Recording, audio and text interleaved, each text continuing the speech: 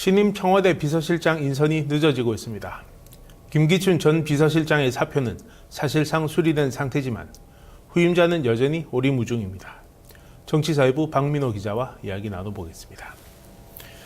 박 기자, 네. 당초 오늘 후임 비서실장 인사가 날 것이라고 알려졌는데 그 예상이 빗나갔죠? 네, 그렇습니다. 일단 김기춘 비서실장, 지금 이제 전 비서실장이라고 불러야 될 것 같은데요. 일단 사표가 수리된 것으로 보이고요. 늦어도 오늘 정도, 원래 어제 이제 인사가 날 것으로 예상이 됐는데 당초 늦어진 오늘 그래도 인사가 날 것으로 예상했지만은 결국에는 뚜껑을 열어보니까 일단 청와대에서 후임 비서실장 인사는 내지 않았습니다. 자, 아무래도 이제 청와대에서 김기춘 전 대통령 비서실장 후임 인사를 25일 이후로 이제 낼 것으로 예상이 되고 있습니다. 일단 청와대에서도 민경욱 대변인이 오늘 브리핑을 통해서 발표를 했는데요. 오늘 공식적으로 일단 비서실장 후임 인사를 발표하는 움직임은 감지되지 않고 있다라고 말한 만큼 일단 오늘 넘기고 내일이나 늦어도 모레 정도에 이제 후임 인사가 있을 것으로 예상이 됩니다. 네. 일단 설 연 이후로 이제 후임 비서실장 인사를 낸다고 청와대가 예고를 했었고요. 그리고 바로 내일이 박근혜 대통령 취임 2주년을 맞는 날이기 때문에 그 의미를 들어서 일단 내일 정도에 이제 인사가 나올 것으로 좀 조심스럽게 한번 예상을 해 볼 수 있겠습니다. 일단 이런 상황을 본다면 현재 이제 후임 비서실장을 인선하기까지 좀 준비가 내부적으로 되지 않다는 것을 이제 간접적으로 알 수가 있는 것이고요. 늦어도 만약 최악의 경우에는 이제 25일을 넘기는 취임 2주년 이후로 비서실장이 자리를 새롭게 잡게 되는 그런 일이 일어날 수도 있을 것으로 보입니다. 일단 김 전 실장 같은 경우는 전날 마지막 회의를 이제 마지막으로 현재 출근을 하지 않고 있고요. 이제 청와대 출입증도 반납을 한 상태라서 사표가 수리된 것으로 확실시 되고 있습니다. 네. 그 왜 이렇게 인선이 늦어지는 걸까요? 무엇보다 이제 새로운 비서실장을 이제 추천을 받을 때마다 각 인사들마다 장점과 단점이 있기 때문에 뭐 여러 가지 분류하는 과정에서 어려움이 있을 것으로 판단이 되고요.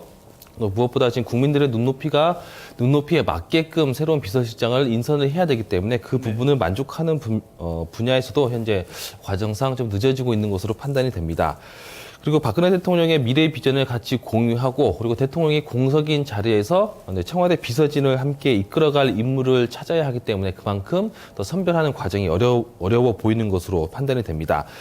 이런 이유로 일단 하루에서 이틀 정도 이렇게 좀 연기된 상태에서 인선이 있을 것으로 판단이 되는데요. 다음 주 같은 경우는 박근혜 대통령이 아랍 국가 4개 국가를 해외 순방을 하기 때문에 한 10일 정도 이렇게 자리를 비우게 됩니다. 그렇기 때문에 이번 주 내에 반드시 비서실장 후임 인사가 있을 것으로 판단이 됩니다. 현재 이제 김기춘 전 실장을 교체하겠다고 이제 언급한 지가 한 40일 정도 이렇게 지난 날이 됐는데요.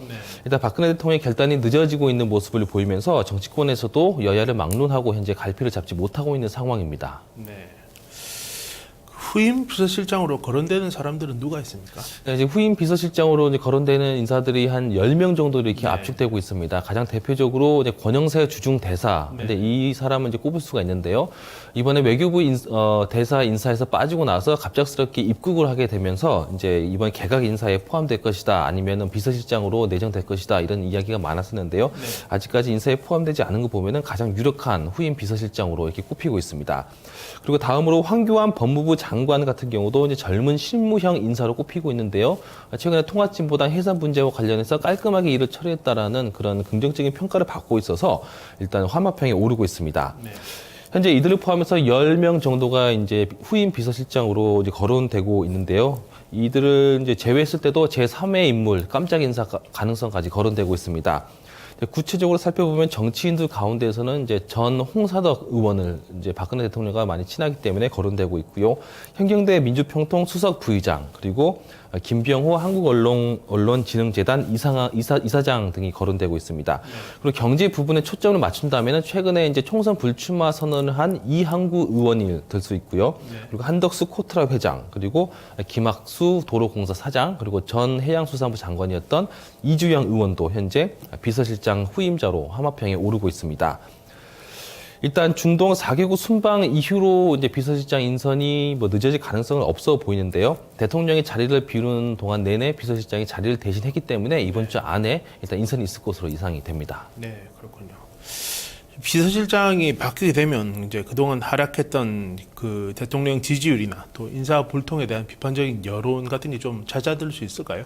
예, 최근까지 이제 청와대 지지율을 이제 여론조사를 쭉 살펴보면은 이제 29% 막바지에서 지금 30%대를 겨우 턱걸이하고 있는 상황입니다. 지금 새누리당보다 오히려 더 지지율이 떨어지고 있는 상황이라서 대통령 입장에서도 발등에 불이 좀 떨어졌다 이렇게 볼 수가 있는 상황인데요.